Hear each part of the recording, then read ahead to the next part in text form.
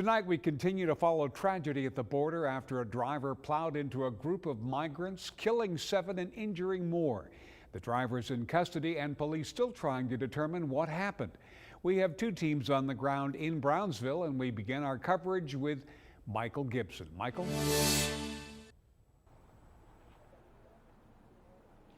Good evening, Brian. We are here in Brownsville off of Minnesota Street, and you can see a memorial has been erected here on the site of where those 7 migrants died, another 10 being injured after a man driving an SUV plowed right into the crowd. And there's candles, crosses, just a variety of different things here. There's flowers been left here. Now, earlier today, there wasn't much of a memorial, but this evening there's a lot of people who've come out here, and it's actually impressive.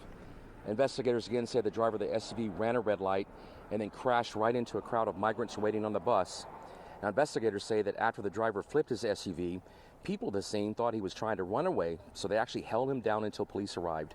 He was taken to the hospital, and eventually a judge signed a warrant for police to have his blood drawn to test for drugs or alcohol.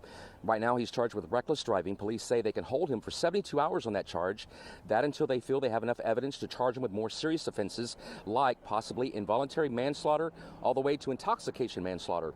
If they determine he intentionally ran those people over, then a police department spokesperson says officials might contact the federal government to look at what charges they could bring. He is not cooperating, so he hasn't been mugshot and fingerprints yet because he is not cooperating. And it's difficult because if you have an uncooperative subject for fingerprints, we start to get a lot of smudges and smears. So it's kind of hard to get an accurate identification through APHIS. So we actually need him to be calm and cooperative. It's not simply just combative, it's just saying, no, I'm not gonna do this, and he'll tense up and everything. So it kind of makes it harder for the detention officers to do their job. But we are actually talking to him.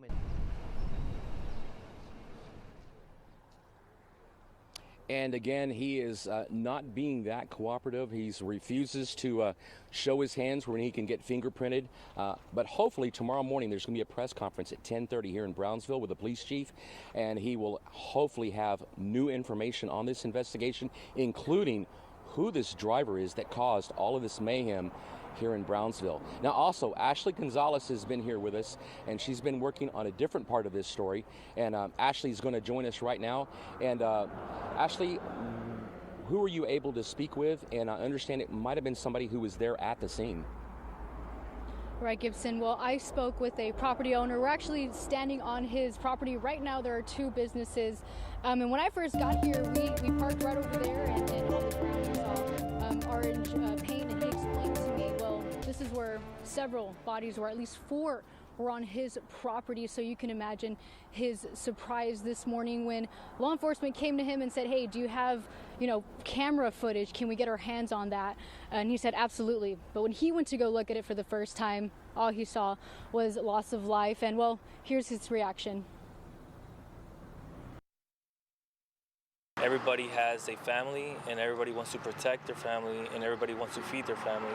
And I mean, they come here, why? Because they want to get a better life, right? And I mean, in this scenario, in this case, it was the total opposite. They all come for a dream, right? And it's hard to, separate people, and yeah. So I mean, I just hope God has a good place for them. Right?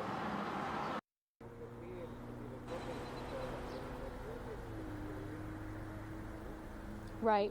And so he's saying that they'd never had a chance to live that dream, and he was very heartbroken about that. On First Edition, we will have more reaction from some other people who displayed some of this right over here. And just a few hours ago, not all of these were here. So as we continue giving you guys updates, more people are going to keep on coming by and just paying their respects. In the meantime, reporting live from Brownsville, I'm Ashley Gonzalez. Back to you.